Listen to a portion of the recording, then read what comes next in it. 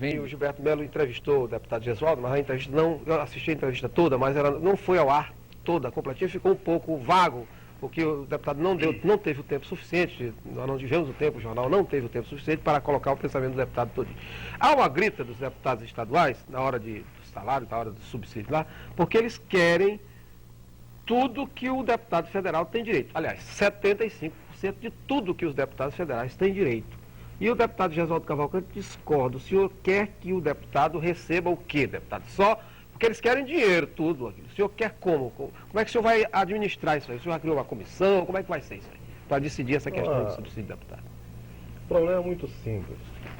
Há uma resolução votada em dezembro do ano passado que fixa a remuneração dos deputados estaduais para toda a legislatura.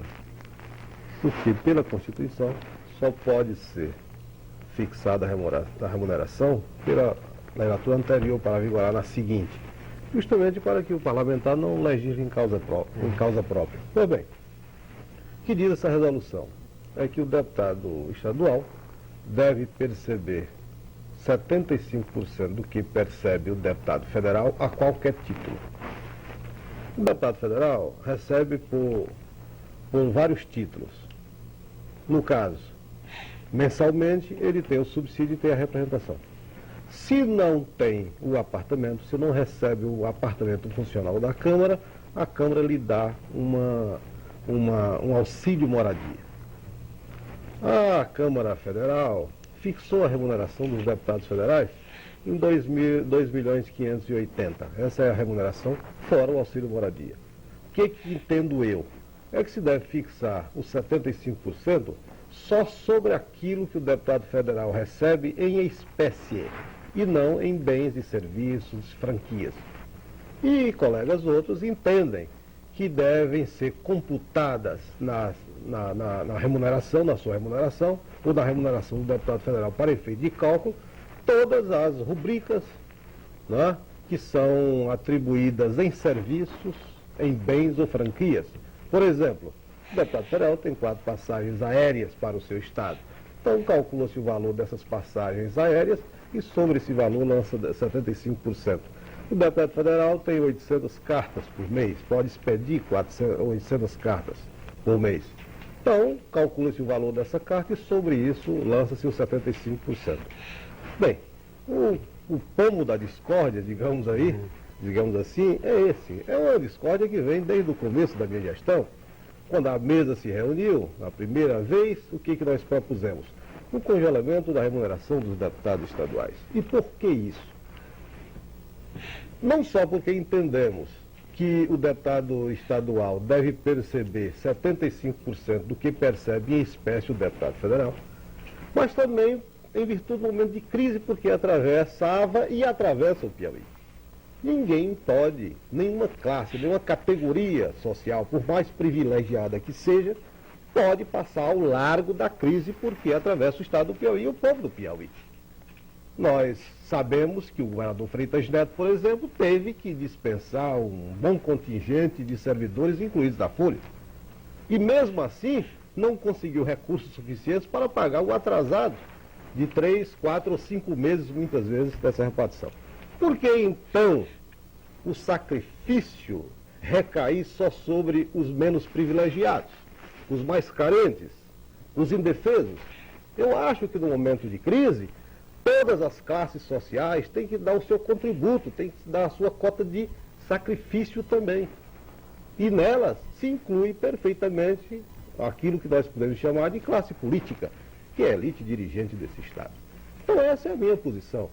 Na última reunião da mesa, sustentando essa posição desde o mês de fevereiro, inclusive em juízo, porque há um mandado de segurança proposto contra essa decisão, contra esse entendimento.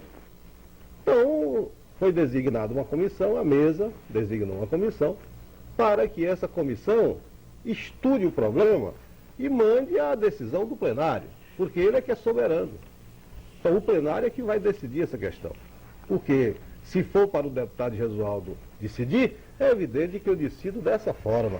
Quer dizer que o deputado estadual vai ganhar 2 milhões e pouco, que representa 75% do federal. e não 3.500.000, como querem alguns dos Vai companheiros. acabar ganhando mais do que o deputado federal. Por certo. Agora, deputado, isso aí tem lhe trazido muitos problemas, principalmente contra os seus próprios colegas, que eu vejo aqui e acolá, um deputado chega e reclama dizendo que o senhor está querendo fazer média, que o senhor tal. Como é que o senhor encara essa situação diante do senhor? O senhor não vai ficar o tempo todo presidente da casa, depois o senhor volta para a vala comum. Olha, isso é uma posição de consciência, né? É evidente que, ao defender essa posição, eu não quero, de forma alguma, deixar de reconhecer o direito dos outros de pensarem diferentemente de mim.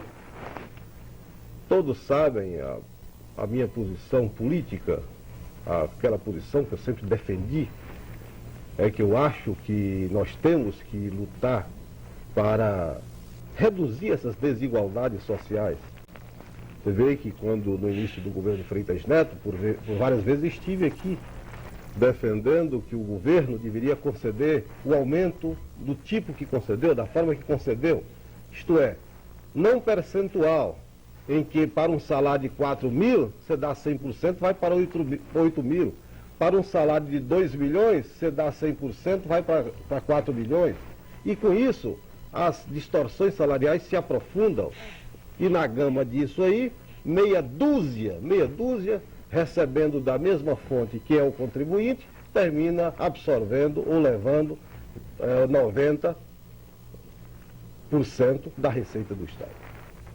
Agora, deputado, as pressões de deputados da própria bancada, da qual o senhor faz parte, tem de alguma forma feito o senhor refletir, repensar um pouco as atitudes? Não, olha, Amadeu, nós estamos numa casa democrática e quem manda é a maioria. Eu não tenho a ilusão de que a minha vontade possa sobrepor-se à vontade da grande maioria da casa. Mas eu chamo a atenção para essas injustiças que ocorrem no nosso mundo e particularmente no Piauí. E acho que já é hora da classe política refletir sobre isso. Como eu disse, ela não pode passar ao largo da crise por que passamos. É a crise econômica, é a crise financeira, é a crise social e a crise moral também. Eu acho que a Assembleia assumiria uma postura de grandeza e com isso ela se tornaria muito mais respeitável e respeitada pela opinião pública se abdicasse daquilo que normalmente considera o seu direito. Mas direito não é só dela, o direito é de todo mundo. Agora a diferença é que esse direito é que há uns que estão legislando em seu benefício e outros, para outros, as leis são votadas, mas não são cumpridas. Por quê? Porque as categorias marginalizadas da nossa população não têm o peso político, não têm a força e a organização necessárias para impor a sua vontade e se fazer cumprir a lei. Então esse aqui é o meu problema. Respeito por demais a opinião dos companheiros. Respeito demais. Sei que a atividade política é uma atividade que exige muito. Por quê? Porque ela é distorcida, ela é desviada. Um deputado estadual que deveria estar se munindo de todas as informações, de todas as pesquisas, para elaborar boas leis, termina desviando essa atividade que é própria do seu mandato para outros fins, para o atendimento clientelista. A Constituição é um retrato disso, né? Porque a gente vê na Constituição estadual. Substituindo ações que são do Poder Executivo. Quando o deputado estadual está a pagar a passagem para o eleitor, está a pagar a consulta, a operação, o óculos para o eleitor, de certa forma, ele está se desviando das suas funções, porque essas são funções próprias de quem executa as leis, que é o Poder Executivo. É quem tem a chave do cofre. O deputado estadual não pode se converter, portanto, num agente social. Ele tem que ser um agente político, um agente transformador. Por isso é que na Assembleia Legislativa nós estamos montando uma assessoria técnica ao lado de um centro de processamento de dados. A assessoria técnica, multidisciplinar, com profissionais de várias áreas, e o centro de processamento de dados armazenando todas as informações sobre o Piauí, toda a legislação federal, toda a legislação estadual, para que o deputado, na hora que precisar de elaborar um pronunciamento ou um projeto de lei, tenha ao seu alcance ali, facilmente, todas as informações necessárias.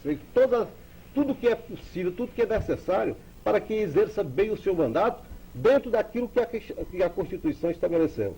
O deputado é membro do poder legislativo. Ele legisla. Quem executa é o executivo. Hoje a gente vê mais um deputado trabalhando como agente de DAS ou de DAI, né? Mais o trabalho que a gente vê aí, deputado procurando DAS da colada, não sei aonde, DAI, não sei aonde e tal, para atender a pedidos de alguns apaniguados políticos seus. Alguns que se defendem lá pelo interior do Estado, que seguram a peteca, que seguram o voto. Mas eu acho que não é por aí, não. O deputado Nazareno Fonteles, presidente, esteve aqui neste programa, elogiou inclusive as mudanças que o senhor fez na direção, na administração da Assembleia, mas ele entende que há ainda um probleminha, que é a falta de, segundo ele, transparência dos atos da presidência para todo o contexto da Assembleia. O senhor admite esta falta de limpidez dos atos administrativos até agora? Eu acho que não, porque, primeiro, foi na nossa gestão que pela primeira vez as sessões da mesa foram realizadas publicamente. Quer dizer que as sessões da mesa são realizadas em sala aberta ao alcance de qualquer pessoa, dos funcionários da casa, da imprensa e tudo mais. Na Assembleia há uma ordem da administração. Ninguém nega informação a quem quer que seja. Ninguém nega. E começou pela informação quanto à remuneração dos próprios deputados. Que ninguém sabia, vocês se lembram? Lembro. Que ninguém sabia quanto ganhava. Era um mistério terrível. O jornal dizia que eram 3 milhões, outro 2 milhões.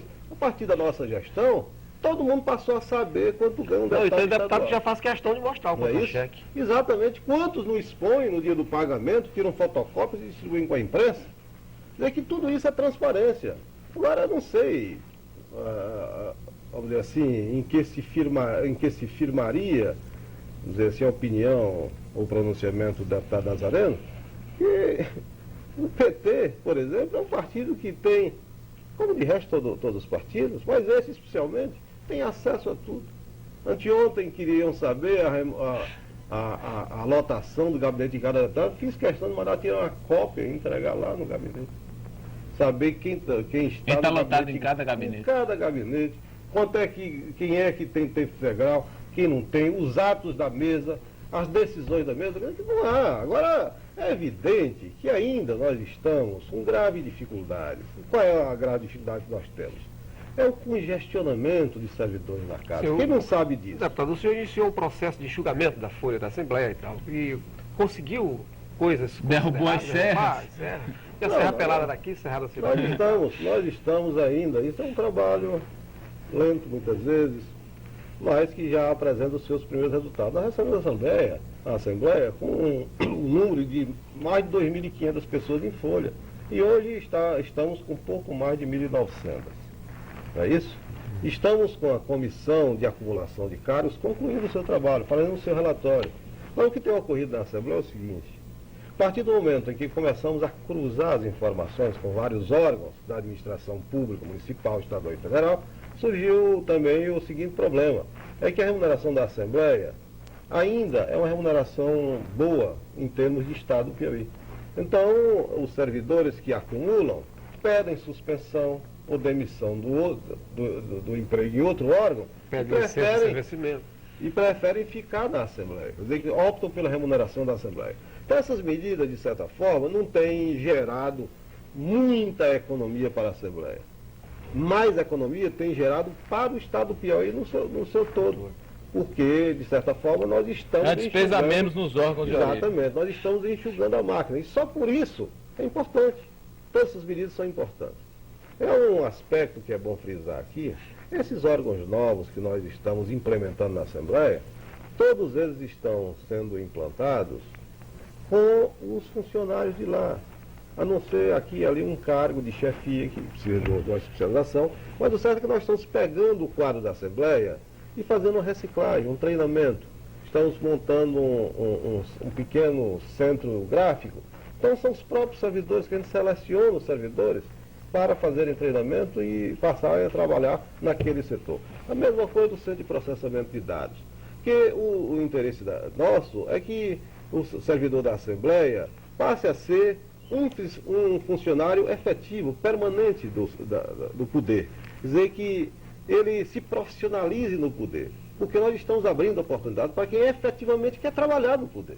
Então, a partir do momento em que vamos reciclando, treinando esse pessoal, evidentemente nós poderemos fazer funcionar todos os setores da Assembleia sem os problemas que temos hoje.